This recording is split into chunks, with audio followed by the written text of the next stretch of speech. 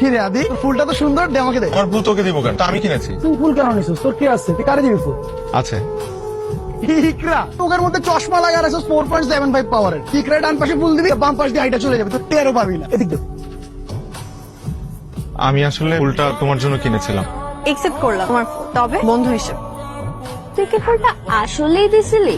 শুধু ওই ডান্ডি দিয়ে প্রেম হয় না, কি আর করবি, অপেক্ষা করতে হবে। তাহলে তোমাদের সময় ছেলেদের পিছে ঘোরাটা কিভাবে? হাতের মধ্যে আমার নাম মেহেন্দি দিয়ে লিখে এইটা নিয়ে ঘুরে বেরিয়েছে। ইকরা আজকে নিজ হাতে তোদের সবার জন্য বাসা থেকে রান্না করে নিয়ে আসছে, তাও আবার বিফ তেহারি।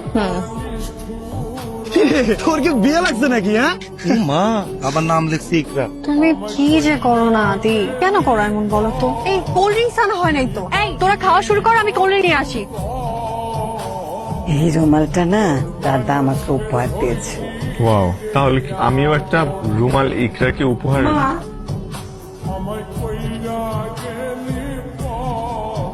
ইকরা, আমি তোমাকে একটা কথা বলতে চাই। বলো।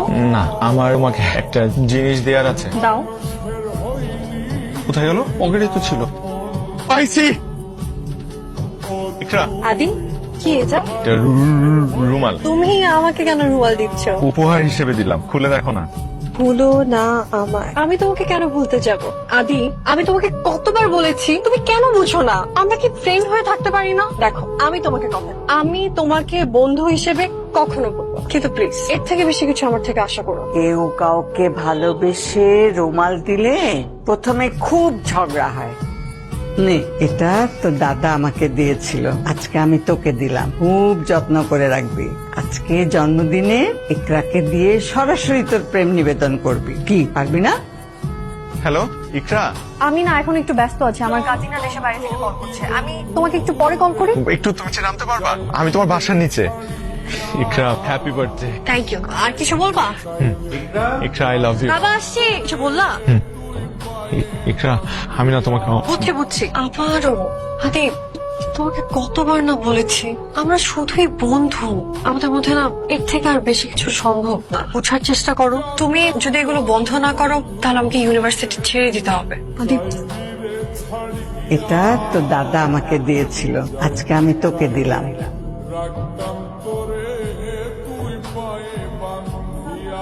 অন্তত যত তাড়াতাড়ি পারিস দেশে চলে আয়, ভাইয়ের অবস্থা খুব খারাপ। তো খেতে আদি ভাইয়া ইকরাপুকে নিজের থেকেও বেশি ভালোবাসতো। আমার আর আদির মধ্যে পার্থক্য কি? খুব একটা তো পার্থক্য নেই। আমি যদি আদি হয়ে ভার্সিটি যাই, আমি যদি ইকরাকে অ্যাপ্রোচ করি আমার মতো করে, আমার স্টাইলে। Wow, great idea. ওই যে আদি আসছে। তাহলে প্রেমের ক্ষেত্রে সবচেয়ে বড় মনস্তাত্ত্বিক শত্রু কি? প্রেমের চুক্তি স্যার। মানে আজকের এই দুনিয়ায় আমরা অনেক বেশি প্রাধান্য দিই বাহিরের চাকচিক্যে। একজন মানুষ মানুষ হিসেবে কতটা ভালো সেটাকে আমরা গুরুত্ব দিই না। আমরা গুরুত্ব দিই সে দেখতে কেমন, তার অ্যাপ্রোচ কেমন। এত কিছু খেয়াল করতে গিয়ে আমরা এটাই খেয়াল করতে ভুলে যাই যে আমরা সত্যিকারে সেই মানুষটাকে ভালোবাসি কিনা। প্রেমের নামে এই প্রেমের চুক্তিটাই আমার কাছে মনে হয় প্রেমের সবচাইতে বড় মনস্তাত্ত্বিক শত্রু। এই কারণেই তো রবি ঠাকুর বলেছেন, এরা সুখের লাগি চাহে প্রেম, প্রেম মেলে না, শুধু সুখ চলে যায়। তুই কি ভাই পারবি আমার ইকরাকে আমার করে দিতে? আমি ওকে অনেক ভালোবাসি।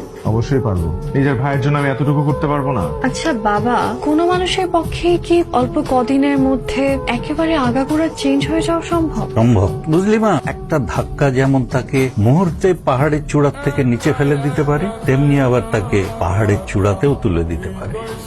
তুমি কিন্তু অনেক বদলে গেছ, নাকি আমি এতদিন তোমাকে চিনতেই পারি নাই?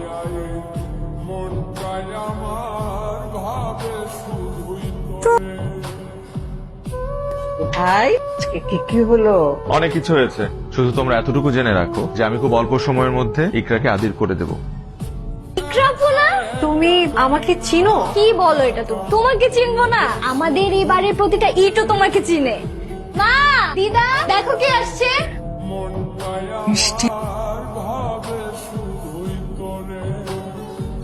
Thank you so much. আজকে সারাটা দিন আমার খুব ভালো কেটেছে। You're welcome. তোমাকে একটা কথা বলি? বলো না। আমি একটা জিনিস কনফেস করতে চাই। আমি এতদিন একটা ভুলের মধ্যে ছিলাম, তোমার ভেতরটা না দেখে, তোমার সাথে না মিশে আমি তোমাকে জাজ করেছি। কিন্তু এই কয়দিনে আমি রিয়েলাইজ করেছি তুমি আর 8-10 জনের মতো না। তাহলে আমি কেমন? তুমি স্পেশাল, একদম আমার মনের মতো। দিদার হারিয়ে যাও সেই আংটিটা না? আমি খুঁজে পেয়েছি। আমি চাই এবার ফ্যামিলির সবাইকে সামনে রেখে তুমি আমাকে আরেকবার এই রিংটা দাও। কথা দিচ্ছি আর কখনো এই রিংটা হারাতে দিব। I love you, আদি। ভাই আমি পাবো তো ইকরারকে? আমি জানি না তুই কিভাবে কি করবি। আমি সত্যি ওকে ছাড়া মিশন সাকসেসফুল। এই ইকরা এই বাড়ির বউ হওয়ার জন্য প্রস্তুত। এখন শুধু প্রপোজাল নিয়ে যাওয়া বাকি। সত্যি বলছি, আমার তো বিশ্বাসই হচ্ছে না মা। জানতা তুই পারবি অন্তু। অন্তু, সৃষ্টিকর্তা মায়েদের চোখ এমন ক্ষমতা দিয়ে বানিয়েছেন, সব ধরা পড়ে। আমাকে সত্যটা বল। আমি ইকরার প্রেমে পড়ে গেছি মা। আদি ঠিকই বলতো, ইকরার কাছে গেলে ওকে ভালো না বেশি থাকা যায় না, ও একদম অন্যরকম। আমিও পারি নাই মা। আমার এই কথাগুলো তুমি কাউকে বলো না মা, তুমি কারোর সাথে শেয়ার করো না। আমি চলে যাব। আমি যে কাজের জন্য আসছিলাম ওই কাজ হয়ে গেছে। বাবা, আমি তো আদিকে ভালোবাসি, ও আমার ভাই। ইকরাকে ভীষণ ভালোবাসে, ওরা একজন আরেকজনের সাথে অনেক ভালো থাকবে। ওদের বিয়ের ব্যবস্থা করো মা। আমি সব শুনেছি। এসব কিছু না ভাই, তুই এগুলো কানে নিস নাই। দেখ আমি তোকে ভালোবাসি, তুই তো জানিস না। আমি প্রয়োজনে চলে যাবো, আমি কালকেই চলে যাবো। আমি দেশ ছেড়ে কালকেই চলে যাবো মা, আমি কথা দিচ্ছি। মা, দিদা সবাই মিলে তোর সাথে ইকরার বিয়ে ধুমধাম করে দিবে, তুই কোনো চিন্তা করিস না ভাই। আমি তো ইকরাকে ভালোবাসি, কিন্তু ইকরা কি আমাকে ভালোবাসে? আমি দেখেছি, আমি ওর চোখে সত্যিকারের ভালোবাসা দেখেছি। মা, কেন আমরা বাকি কথা বলছি বলো? তোদের বিয়ের ব্যবস্থা করো না মা। সেই ভালোবাসা কার জন্য? এই ভালোবাসা আদির জন্য না। ইকরা প্রেমে পড়েছে আদি নামে এক অন্তুর সাথে। ভাই তুই ব্যাপারটাকে এত জটিল কেন করছিস ভাই? তুই ওর সাথে সুখী হবি। আমি প্রথম থেকেই জানতাম এরকম একটা ঝামেলা হবে। এখন আমি কি করব? এটার একটাই সমাধান মা। অন্তু ভালোবাসে ইকরাকে, ইকরাও তো অন্তুকেই ভালোবাসে। তুমি ওদের বিয়ে দিয়ে দাও। তুই কি দিয়ে থাকবি? আমি তো থাকবো না, আমি বিদেশ চলে যাবো দিদা।